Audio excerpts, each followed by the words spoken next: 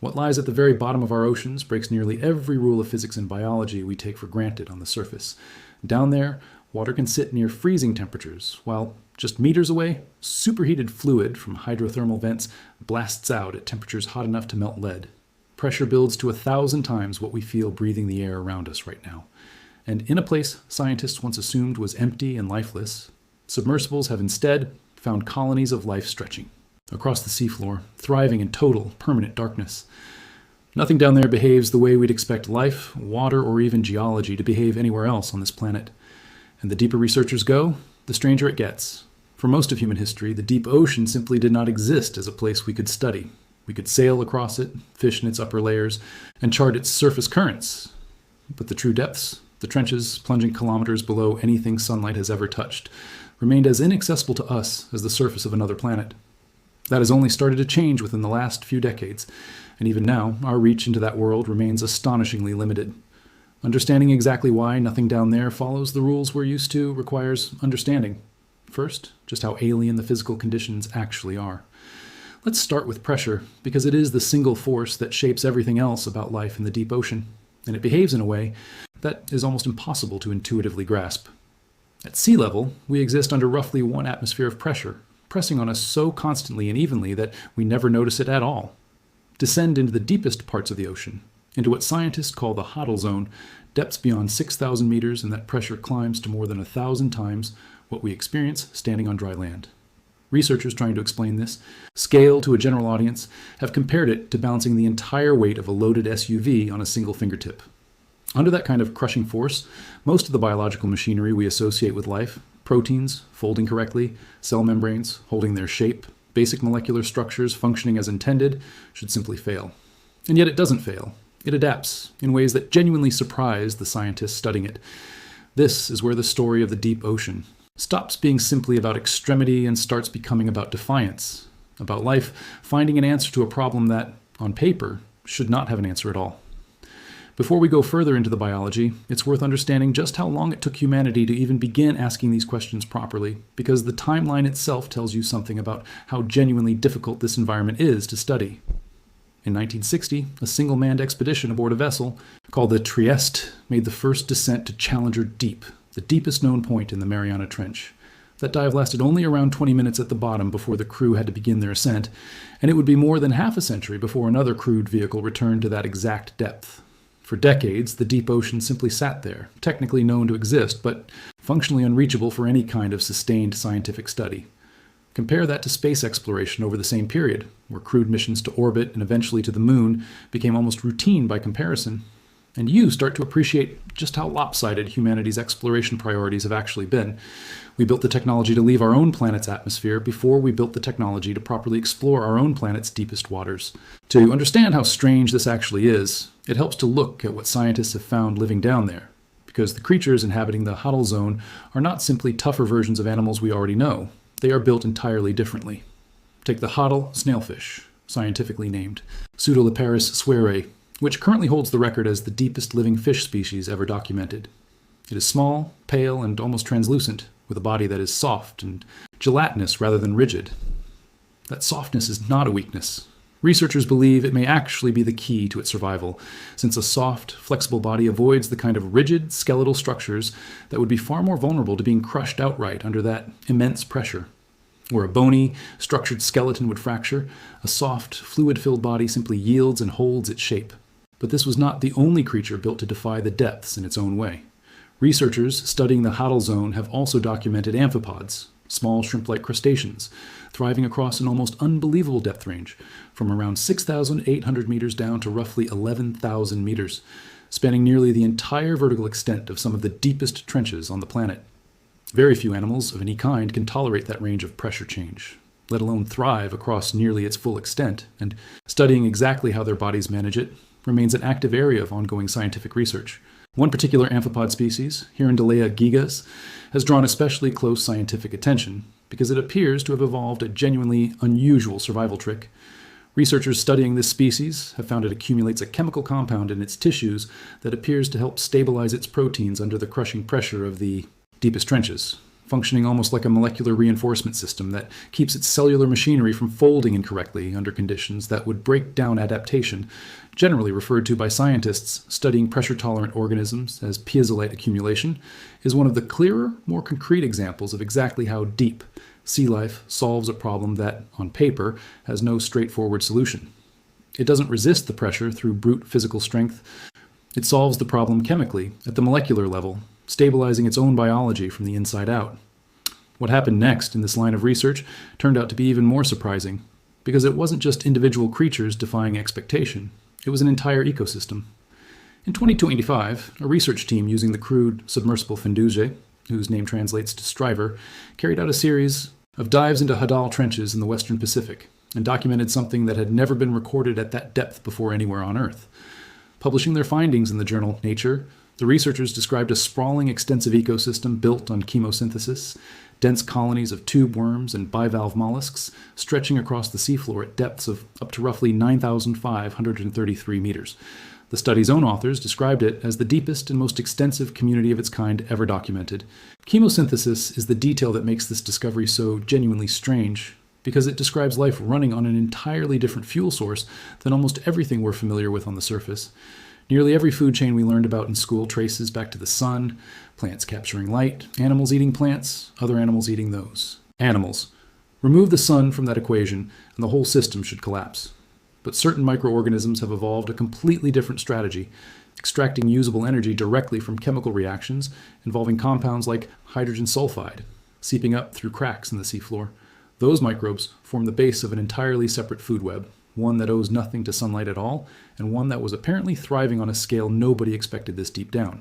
It's worth taking a moment to actually explain how this chemical energy pathway works, because it's one of the more elegant pieces of biology hiding in this entire story. Where seawater seeps down through cracks in the ocean crust and comes into contact with the hot rock below, it picks up dissolved minerals and chemical compounds, including hydrogen sulfide, the same compound responsible for the smell of rotten eggs. When that chemically enriched fluid rises back up and mixes with oxygen-bearing seawater, specialized bacteria are able to catalyze a reaction that releases usable energy the bacteria then use to build organic molecules, essentially food, without any sunlight involved at any stage of the process.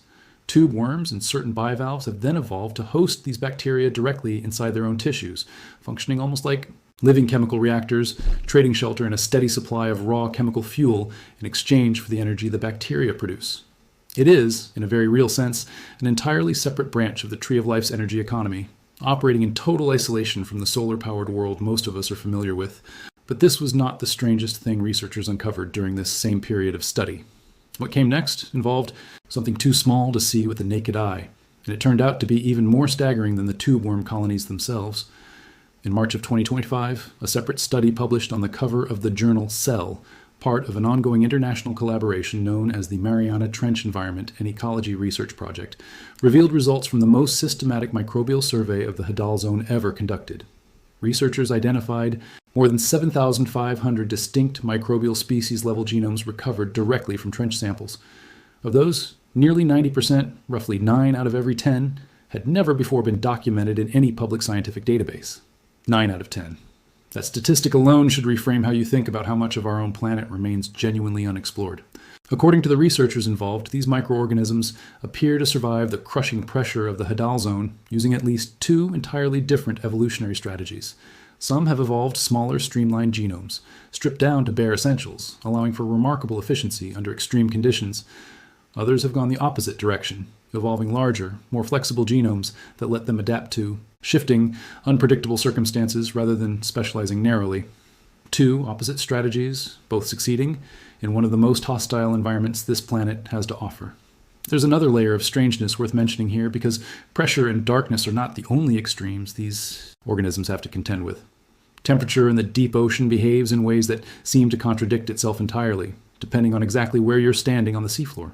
Away from any geological activity, deep ocean water sits at a remarkably stable temperature, generally hovering just above freezing, cold enough that most warm adapted life could never survive there. Unmodified. But scattered across certain sections of the ocean floor, hydrothermal vents punch through that cold stability entirely, blasting out mineral-rich fluid that can reach temperatures exceeding 400 degrees Celsius, hot enough to melt certain metals, In some cases, surrounded by temperature gradients so sharp that an organism could, in theory, experience near freezing water and scalding heat within a body length of each other. Life clustered around these vents has to tolerate an environment where temperature itself is almost as unpredictable and extreme as the crushing pressure surrounding it. It's worth going back even further than the 1960 Trieste dive, because the story of how we first learned the deep ocean wasn't simply an empty void begins nearly a century earlier. Between 1872 and 1876, a British research vessel called the HMS Challenger circled the globe on what became the first true scientific survey of the deep ocean, using weighted rope lines to measure depth and dredging equipment to haul up samples from the seafloor far below. It was slow, laborious work, entire days sometimes spent lowering and retrieving a single sounding line, but it was enough to prove something that genuinely surprised scientists at the time. Life existed at depths far greater than anyone had previously assumed possible. That expedition is actually where the deepest point in the Mariana Trench gets its name, Challenger Deep, named directly after the ship, whose crew first began to suggest the deep ocean might not be the barren wasteland everyone assumed it to be. It would take more than 80 years after that expedition before anyone actually descended to that exact point in person, but the seed of the idea that the deep ocean holds far more than emptiness was planted all the way back in the 19th century. It's also worth understanding just how much engineering had to change between that first 1960 descent and the sustained research happening today, because the gap between those two eras is a story in itself. The Trieste, the vessel used in that first historic dive, was essentially a bathyscaphe, a free-diving vessel filled with gasoline for buoyancy, capable of descending to record depth, but with extremely limited ability to maneuver, observe, or collect samples once it arrived. It reached the bottom, confirmed that depth was survivable, and returned to the surface, all in a single dive, with almost no capacity to actually study what was down there in any detail. Modern submersibles, like Fendougé, in stark contrast, are built for repeated, sustained scientific work, equipped with robotic sampling arms, high-resolution cameras, and life support systems designed to keep a crew safely operating at extreme depth for hours at a time, dive after dive, rather than a single, fleeting visit.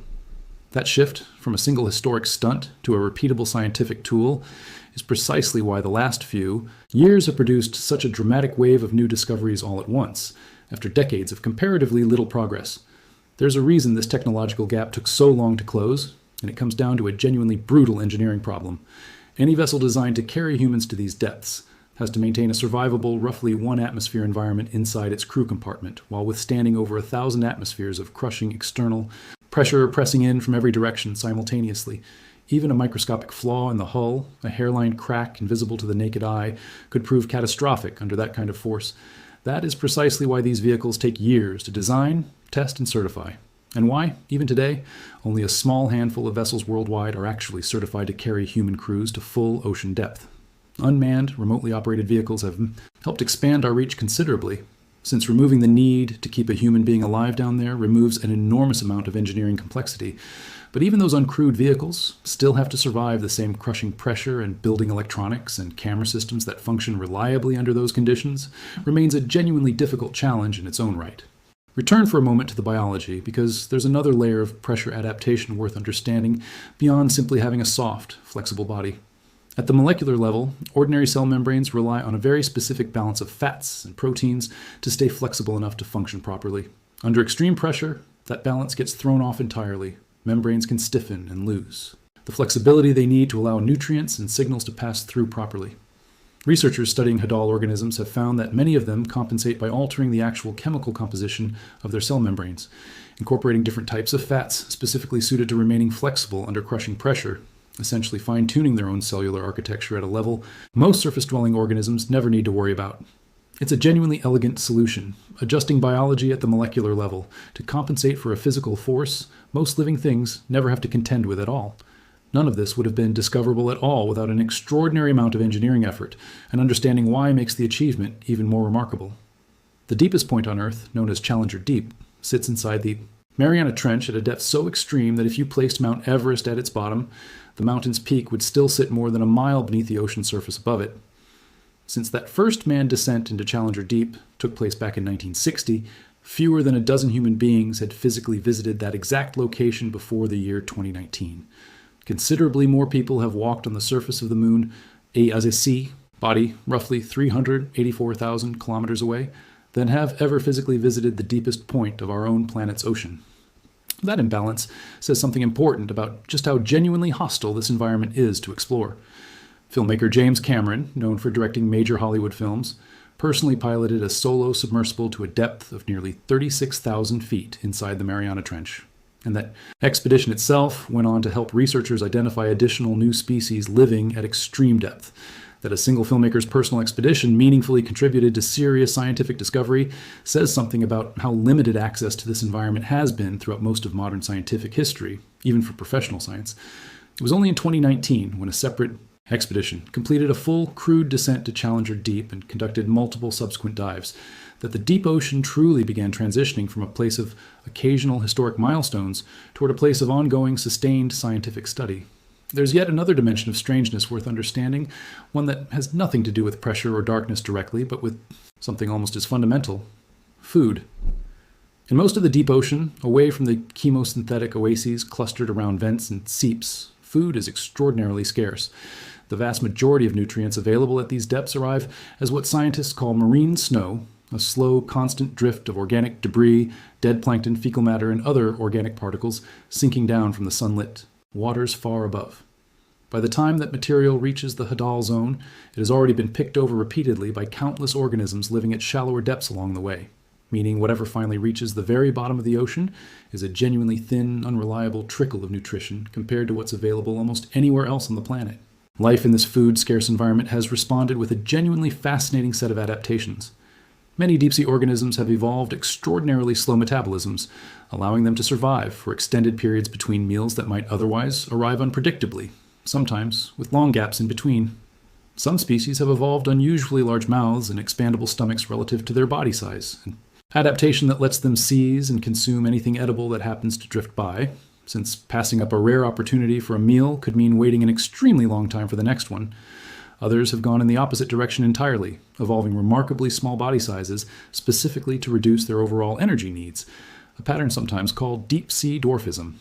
Meanwhile, certain other deep-sea species have evolved to be unusually large compared to their shallow-water relatives, a separate and still not fully understood pattern researchers refer to as deep-sea gigantism, thought in some cases to be connected to the cold, stable temperatures, and reduced predation pressure found at extreme depth, though the exact mechanisms behind it remain an area of active scientific investigation rather than a fully settled explanation.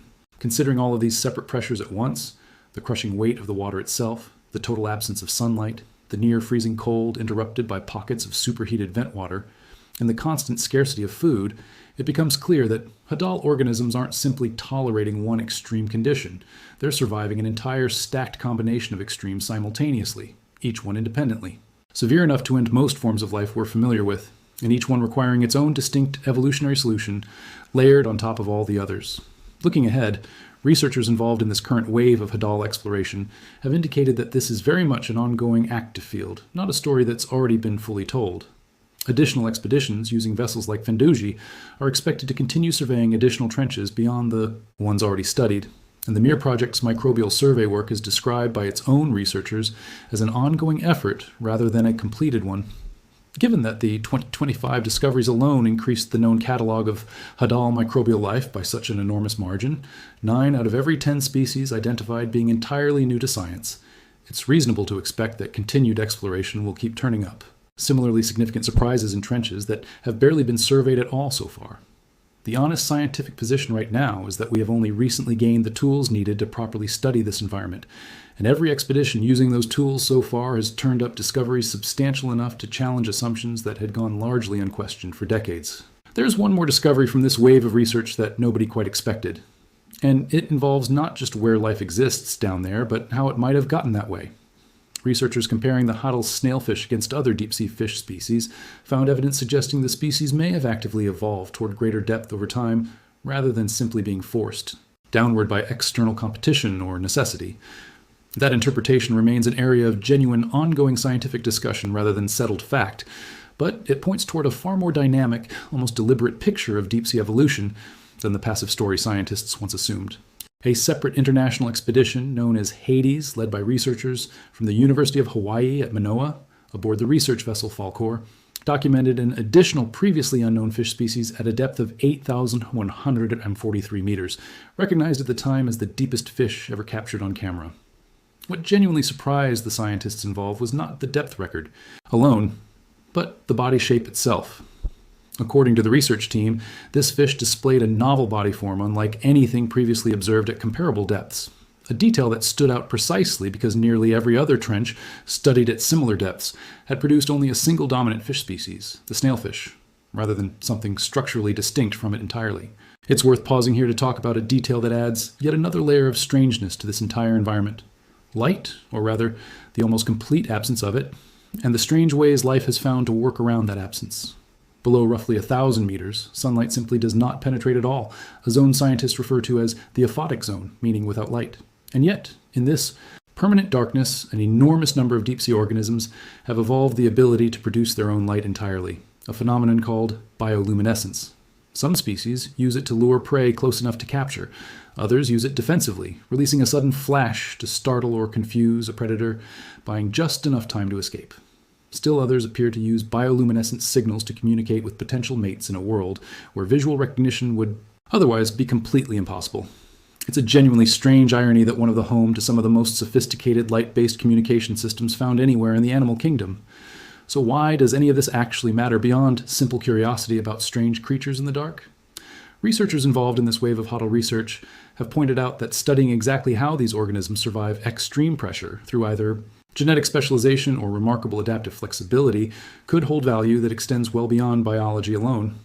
Scientists have suggested that this research could eventually inform efforts to protect threatened biodiversity elsewhere on the planet, and might even offer insight relevant to human survival in other extreme environments, including the conditions astronauts face during long-duration space travel.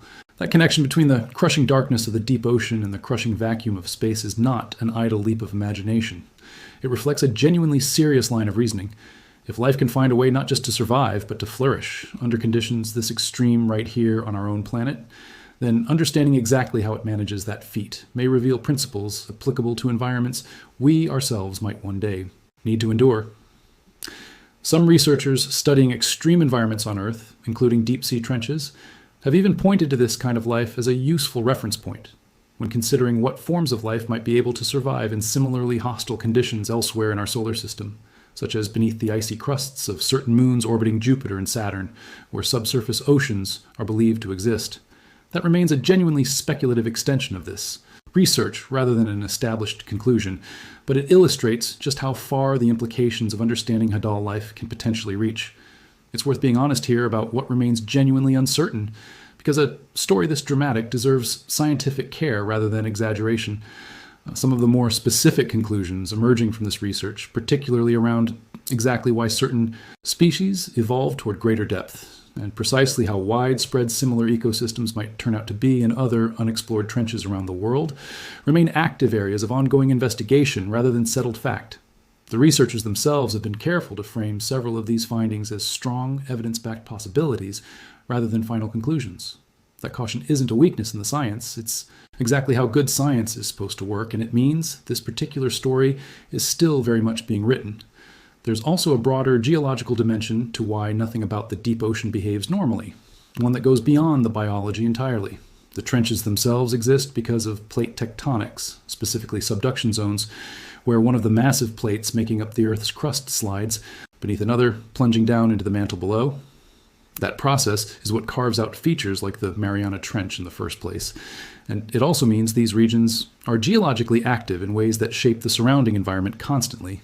Earthquakes originating in these subduction zones are among the most powerful ever recorded anywhere on the planet, and the same tectonic forces that create the trenches also continue to reshape the seafloor within them over time, meaning the HODL zone is not simply a static, unchanging environment. It is an active, geologically dynamic system, and the life within it has had to adapt not just to darkness, cold, and pressure, but to an environment that is, in a very real sense, still being built. So what does it actually mean to say nothing about Earth's deepest ocean is normal? It means pressure that should crush any known biological structure instead gets quietly, absorbed by soft, flexible bodies built specifically to yield rather than resist, and stabilized at the molecular level by chemical adaptations most of us have never even heard of. It means entire ecosystems running on chemistry instead of sunlight. thriving in numbers. Nobody expected this deep down. It means 9 out of every 10 microbial species pulled from a single trench turning out to be completely unknown to science. It means a permanently dark world lit up by its own inhabitants. Using light, they generate themselves to hunt, hide, and communicate. And it means a place so difficult to reach that more human beings have stood on the moon than have ever visited the deepest point on our own planet. Perhaps that is the real, quiet truth hiding inside the deep ocean strangeness. Not a warning to fear the dark, but a reminder of just how much of our own world still remains unknown, sitting only a few kilometers beneath the waves, waiting for someone curious enough to finally look a little closer and a little deeper than anyone has before. If this dive into the deepest, strangest place on our planet genuinely fascinated you, hit that like button. It really does help this reach more people who love a good deep sea mystery as much as you clearly do. Subscribe if you want to keep exploring the hidden, unexplored corners of our planet together.